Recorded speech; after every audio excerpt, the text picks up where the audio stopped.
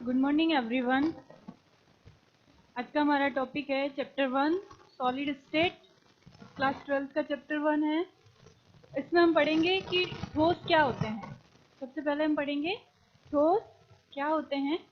तो ठोस जो होते हैं वो द्रव्य की एक भौतिक अवस्था है। आपको पता है सबको कि द्रव्य जो है उसको भौतिक आधार पर 3 भागों में वर्गीकृत किया गया है, ठोस, द्रव एंड गैस। ठोस जो होते हैं वो इस चैप्टर में आप केवल ठोस अवस्था के बारे में पढ़ेंगे। ठोस क्या होते हैं आपने लोअर क्लासेस में पढ़ा है। ठोस वो होते हैं जिनके आकार और आयतन निश्चित होते हैं, यानी कि अगर आप किसी भी पात्र में उनको डालोगे तो पात्र की आकृति पर इनका आकार और आयतन निर्भर नहीं करता है। उन्हें क्या कहते हैं, हम ठोस कहते हैं। तो ठोस की आप डेफिनेशन क्या लिखेंगे?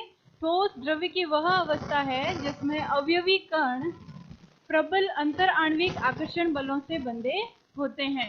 अवयवी कण क्या होते हैं? ठोस के जो स्मॉलेस्ट पार्टिकल जिससे ठोस बना हुआ है उसे हम क्या कहते हैं? अवयवी कण कहते हैं। तो ठोस द्रव्य की वह अवस्था है जिसमें अवयवी कण प्रबल अंतर आणविक आकर्षण बलों से बंधे होते हैं। और यही रीजन है कि ठोस जो होते हैं उनमें वो कठोर होते हैं और उनके जो कण होते हैं वो एक निश्चित स्थिति में होते हैं। वो अपनी केवल माध्य स्थिति के इधर उधर दोलन करते हैं और केवल माध्य स्थिति के इधर उधर ही दोलन करते हैं, अपनी जगह नहीं छोड़ते हैं। इसी कारण से ठोस जो होते हैं वो असंपिड्य होते हैं। लगभग कैसे होते हैं? असंपिड्य होते हैं और उनमें विसरण का गुण बहुत ही कम पाया जाता है। विसरण क्या होता है? आपको पता है किसी भी दो पदार्थों का आपस में बिना किसी फोर्स के मिलना क्या कहलाता है? विसरण, यानी स्वतः ही मिल जाते हैं, उसे क्या कहते हैं? विसरण कहते हैं। लेकिन ठोसों में विसरण का गुण बहुत ही कम पाया जाता है। इनमें असंपिड्यता होती है। असंपिड्यता का क्या मतलब होता है? जैसा कि आपने लोअर क्लासेस में पढ़ा है, किसी भी चीज को अगर आप दबाओ और वो दब जाए, इसका मतलब वो कैसी होती है? नेचर में असंपिड्य होती है, संपिड्य होती है, यानी कि उसमें कंप्रेसिबिलिटी पाई जाती है। लेकिन ठोस जो होते हैं उनमें कंप्रेसिबिलिटी नहीं पाई जाती, यानी कि ये दबाने पर दबते नहीं हैं, क्योंकि ठोस क्या होते हैं? कठोर होते हैं। और ठोस कठोर क्यों होते हैं? क्योंकि उनमें प्रबल अंतराण्विक आकर्षण बल उनके अणुओं के मध्य या अवयवी कणों के मध्य में पाया जाता है। तो ठोस के सेकंड टॉपिक जो है वो है ठोस के अभिलक्षण। तो ठोस जो होते हैं वो कठोर होते हैं, उनके गलनांक और कथनांक उच्च होते हैं जनरली। और ठोस जो होते हैं उनमें अवयवी कण जो होते हैं, जैसे ये पार्टिकल्स है ये इस तरह से, तो इनके बीच में दूरी बहुत ही कम होती है, यानी कि ये इस तरह से पास पास में होते हैं, ठीक है। और इनकी अंतराण्विक दूरियां भी कम होती है और इनके अंतराण्विक बल भी जो होते हैं, अंतराण्विक बल क्या होते हैं? एक अणु दूसरे अणु को जिस बल से आकर्षित करता है उसको हम क्या कहते हैं? अंतराण्विक बल। ये भी कैसे होते हैं? प्रबल होते हैं। तो इस वजह से ठोस क्या होते हैं? कठोर होते हैं। ठोस जो होते हैं उनका बंधन बलों के आधार पर वर्गीकरण किया गया है। बंधन बल जो होते हैं उसके आधार पर ठोस को 4 भागों में वर्गीकृत किया गया है: आणविक ठोस, आयनिक ठोस, धात्विक ठोस और सहसंयोजक या नेटवर्क ठोस। अब हम इसको एक एक करके डिटेल में पढ़ेंगे। सबसे पहले पढ़ेंगे हम आणविक ठोस क्या होते हैं।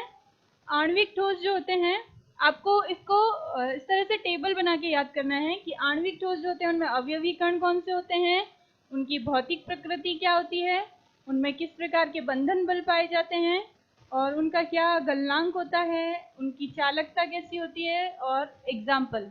तो इन पॉइंट्स के बेसिस पर हम इनको डिस्कस करेंगे। तो इस तरह से आपको ये जल्दी लर्न भी होगा और स्कोरिंग भी है ये टॉपिक।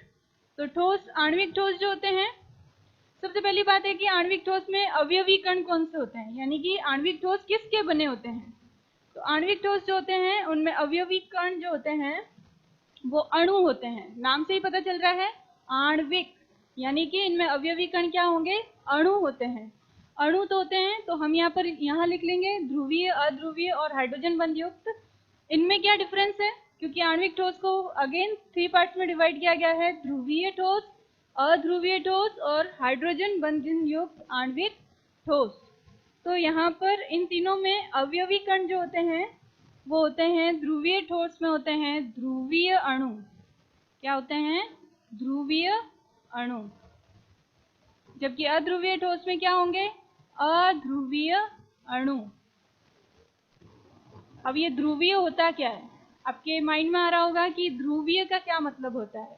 ध्रुवीय का मतलब होता है, आपने 11th में पढ़ा है कि जब भी कोई दो परमाणु मिलकर किसी यौगिक का या अणु का निर्माण करते हैं, तो अगर उनके बीच में इलेक्ट्रोनेगेटिविटी यानी कि विद्युत ऋणता का अंतर है, तो ये जो कोवेलेंट बॉन्ड के इलेक्ट्रॉन होते हैं, आपको पता ही है बॉन्ड में कितने इलेक्ट्रॉन होते हैं? 2 इलेक्ट्रॉन होते हैं। एक बॉन्ड में हमेशा कितने इलेक्ट्रॉन होते हैं? 2 इलेक्ट्रॉन होते हैं। तो ये जो इलेक्ट्रॉन है, अगर ये इस तरह से, अगर इसकी विद्युत ऋणता आपको पता है Cl की हाइड्रोजन से क्या होती है? ज़्यादा होती है।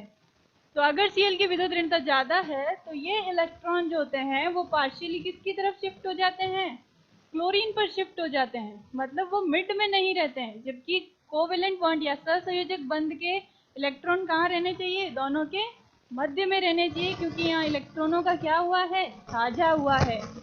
तो ये इलेक्ट्रॉन जो होते हैं वो विद्युत ऋणता में अंतर के कारण क्लोरीन पर शिफ्ट हो जाते हैं, क्योंकि क्लोरीन की विद्युत ऋणता क्या होती है? हाइड्रोजन से ज़्यादा होती है।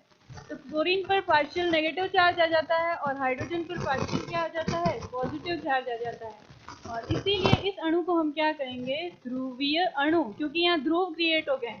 ध्रुव मीन्स पोल, पॉजिटिव और नेगेटिव पोल क्रिएट हो गए हैं, इसीलिए इनको क्या कहते हैं? ध्रुवीय अणु। तो HCl एक ध्रुवीय अणु है, ठीक है। लेकिन अगर हम बात करें H2 की, किसकी बात करें? H2 की, तो H2 में हाइड्रोजन और हाइड्रोजन दोनों की इलेक्ट्रोनेगेटिविटी या विद्युत ऋणता क्या होगी? सेम होगी। तो यहाँ पर इलेक्ट्रोनेगेटिविटी डिफरेंस है ही नहीं, और उस वजह से यहाँ पर इलेक्ट्रॉन जो हैं वो कोवेलेंट बॉन्ड के कहाँ रहेंगे? एकदम मिडिल में रहेंगे।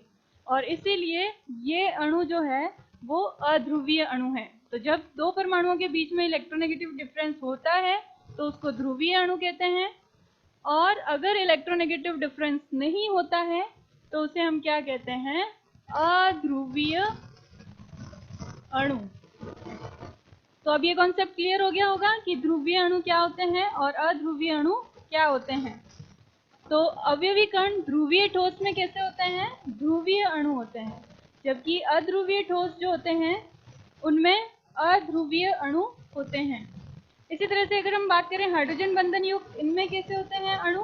तो इनमें अणु जो होते हैं वो फ्लोरीन, ऑक्सीजन, नाइट्रोजन, यानी कि जो विद्युत ऋणता जिनकी ज़्यादा होती है। पीरियोडिक टेबल आवर्त सारणी पढ़ी है आपने, उसमें विद्युत ऋणता सबसे ज़्यादा फ्लोरीन की होती है, ऑक्सीजन और नाइट्रोजन की भी होती है। तो अधिक विद्युत ऋणी तत्वों के जो हाइड्रोजन युक्त यौगिक हैं, कौन से यौगिक हैं? हाइड्रोजन युक्त यौगिक जो हैं, अधिक विद्युत ऋणी तत्वों के हाइड्रोजन युक्त जो यौगिक हैं वो, यानी कि आप अणु कह सकते हैं, वो जो होते हैं इनमें अवयवी कण होते हैं। तो हाइड्रोजन बंधन युक्त आणविक ठोस में अवयवी कण क्या होते हैं? फ्लोरीन, ऑक्सीजन, नाइट्रोजन, अधिक विद्युत ऋणी तत्वों के हाइड्रोजन युक्त अणु होते हैं, या फिर यौगिक। अणु या आप क्या लिख सकते हैं? यौगिक भी लिख सकते हैं, ठीक है। तो ये हो गया। अब आपको पूछेंगे ठोस, जो आयनिक ठोस होते हैं, आणविक ठोस तो हो गया, अब आयनिक ठोस होते हैं उनमें अवयवी कण क्या होते हैं? तो आयनिक ठोस में अवयवी कण, मैं यहाँ से लाइन ड्रॉ कर देती हूँ। आयनिक ठोस में अवयवी कण होते हैं आयन। क्या होते हैं? आयन। और आपने 2 टाइप के आयन पढ़े हैं, धनायन एवं ऋणायन। धन आयन एवं ऋणायन, ठीक है। इसी तरह से अगर आप पूछें कि अवयवी कण यानी कि धात्विक ठोस में अवयवी कण क्या होते हैं, तो धातु आयन होते हैं। क्या होते हैं? धातु आयन। ये धातु आयन जो होते हैं, धनायन, जनरली आपको पता है धातु क्या बनाते हैं? धन आयन बनाते हैं, क्योंकि धातुओं की इलेक्ट्रॉन को रिमूव करने की टेंडेंसी होती है, ये इलेक्ट्रॉन त्यागने की प्रवृत्ति रखते हैं, इसीलिए धातु हमेशा क्या बनाते हैं? धनायन बनाते हैं। तो अब ये रहेंगे कैसे? तो धातु आयन जो होते हैं धनायन बनाते हैं, तो उस वक्त क्या करते हैं? ये इलेक्ट्रॉन को रिमूव करते हैं और ये इलेक्ट्रॉन युक्त समुद्र में नियमित रूप से व्यवस्थित होते हैं। इस तरह से इनकी अरेंजमेंट होती है। धात्विक ठोस में क्या होते हैं? धातु आयन होते हैं, यानी कि ये धनायन होते हैं जो इलेक्ट्रॉन युक्त समुद्र में नियमित रूप से व्यवस्थित होते हैं। तो इनमें अवयवी कण क्या होते हैं? धातु आयन, जिसको हम कर्नेल भी कहते हैं, क्योंकि अगर आप आउटर शेल के इलेक्ट्रॉन निकाल दो तो पीछे बची हुई चीज क्या कहलाती है परमाणु की? कर्नेल। तो धातु आयन यानी धनायन इलेक्ट्रॉन युक्त समुद्र में नियमित रूप से व्यवस्थित होते हैं, तो धात्विक ठोस के अवयवी कण हैं धातु आयन। इसी तरह से सहसंयोजक या नेटवर्क ठोस होते हैं, उनमें अवयवी कण क्या होंगे? परमाणु। क्या होते हैं? परमाणु। डिटेल में पढ़ेंगे अभी इसके बारे में। आणविक ठोस जो होते हैं उनमें ध्रुवीय ठोस जो होते हैं, इनकी भौतिक प्रकृति क्या होगी? ये मुलायम होंगे। कैसे होंगे? मुलायम होंगे। अच्छा, ये मुलायम क्यों होते हैं? ये मुलायम होते हैं क्योंकि ये भी मुलायम, ये भी मुलायम और ये भी कैसे होते हैं? मुलायम होते हैं। अच्छा, रीजन क्या है इसका मुलायम होने का? रीजन ये है कि इनमें बंधन बल जो होते हैं वो वांडरवाल बल होते हैं। क्या होते हैं? वांडरवाल बल। अब आप सोचेंगे वांडरवाल बल क्या होता है? आपने 11th में पढ़ा है वांडरवाल बल क्या होता है। वांडरवाल बल जो होते हैं वो होते हैं स्थिर विद्युत आकर्षण बल होता है। इसमें ट्रू जो कोवेलेंट बॉन्डिंग नहीं होती है, यानी कि इलेक्ट्रॉनों का ट्रांसफर या इलेक्ट्रॉनों का शेयरिंग नहीं होता है, या ना तो इलेक्ट्रॉन का साझा होता है ना ही इलेक्ट्रॉन का आदान प्रदान होता है। तो इस तरह का जो फोर्स ऑफ अट्रैक्शन होता है दो अणुओं के बीच में, उसको कहते हैं वांडरवाल फोर्स ऑफ अट्रैक्शन। तो वांडरवाल फोर्स ऑफ अट्रैक्शन भी 3 टाइप का होता है, आपने पढ़ा होगा 11th में। इसमें जो होता है ध्रुवीय ठोस जो होते हैं उन्होंने वांडरवाल बल जो होता है वो द्विध्रुव टाइप का होता है, यानी कि डाइपोल डाइपोल इंटरेक्शन। तो आप इसको क्या कहेंगे? द्विध्रुव इंटरेक्शन। द्विध्रुव इंटरेक्शन। ठीक है। तो वांडरवाल बल किस तरह के होते हैं? इसमें द्विध्रुव होता है। जबकि अगर आप अध्रुवीय ठोस की बात करें तो इनमें जो वांडरवाल बल होते हैं वो लंदन बल या परिक्षेपण बल होते हैं। लंदन बल जो होते हैं वो अध्रुवीय अणुओं के बीच में होता है। जैसे कोई अणु है उसमें पॉजिटिव और नेगेटिव चार्ज इस तरह से डिस्ट्रीब्यूट है, यहाँ पर पास में दूसरा पॉजिटिव और नेगेटिव चार्ज इस तरह से डिस्ट्रीब्यूट है। अगर ये किसी रीजन से स्लाइटली डिस्टॉर्ट हो जाए, यानी कि इसमें चार्ज जो है वो पॉजिटिव एक तरफ चला जाए नेगेटिव एक तरफ चला जाए किसी एक अणु में, तो उस अणु के कारण बाकी के अणु भी क्या होते हैं? डिस्टॉर्ट हो जाते हैं और थोड़ी देर के लिए उनमें क्या हो जाता है? आकर्षण बल उत्पन्न हो जाता है। तो उसे हम क्या कहते हैं? लंदन बल। तो इनमें अध्रुवीय ठोस में जो बंधन बल होते हैं वो कैसे होते हैं? लंदन वांडरवाल बल होते हैं। इसी तरह से अगर आप बात करें हाइड्रोजन बंधन युक्त, तो इनमें क्या होते हैं? हाइड्रोजन बंध टाइप के वांडरवाल बल होते हैं।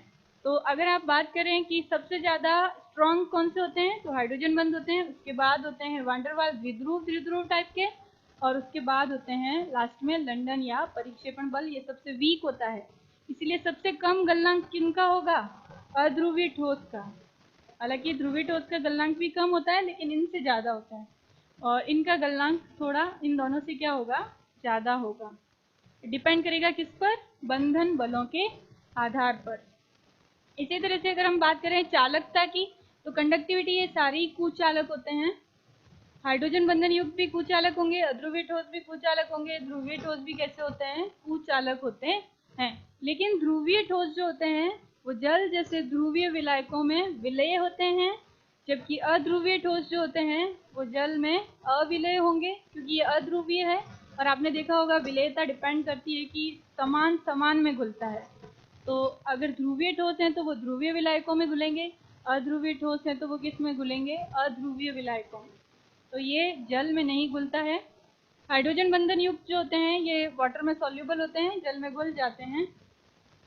दूसरा है इनका चालकता, ये सभी कुचालक होते हैं।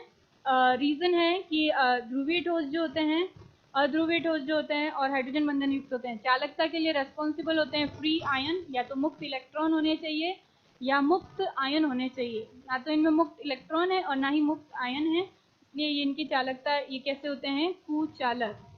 एग्जाम्पल की बात करें तो ध्रुवीय ठोस का एग्जाम्पल हो जाएगा, अभी अभी मैंने बताया था आपको, HCl, और हो जाएगा SO2 सल्फर डाइऑक्साइड, और हो जाएगा आपका कार्बन क्लोरोफॉर्म CHCl3। इसी तरह से अध्रुवीय ठोस के एग्जाम्पल हो जाएंगे अध्रुवीय अणु लाइक H2, Cl2, N2 और कार्बन टेट्राक्लोराइड। कार्बन टेट्राक्लोराइड एक अध्रुवीय अणु है। हाइड्रोजन बंध का एग्जाम्पल हो जाएगा अमोनिया, नाइट्रोजन का कंपाउंड है अमोनिया, ऑक्सीजन का कंपाउंड H2O, हाइड्रोजन युक्त यौगिक। विद्युत ऋणी तत्वों के हाइड्रोजन युक्त यौगिक क्या कहलाते हैं, आणविक ठोस हाइड्रोजन बंधन युक्त। तो NH3 नाइट्रोजन का कंपाउंड, ऑक्सीजन का H2O, और फ्लोरीन का हो जाएगा HF। इन सब में क्या पाई जाती है, हाइड्रोजन बॉन्डिंग पाई जाती है। ये भी आप 11th में पढ़ चुके हैं। दूसरा नेक्स्ट टॉपिक है आपका आयनिक ठोस या आयन। आयनिक ठोस जो होते हैं उनमें अवयवी कण धनायन और ऋणायन होते हैं। तो इनमें बंधन बल कौन सा होगा, स्थिर वैद्युत आकर्षण बल। स्थिर वैद्युत आकर्षण बल, ठीक है।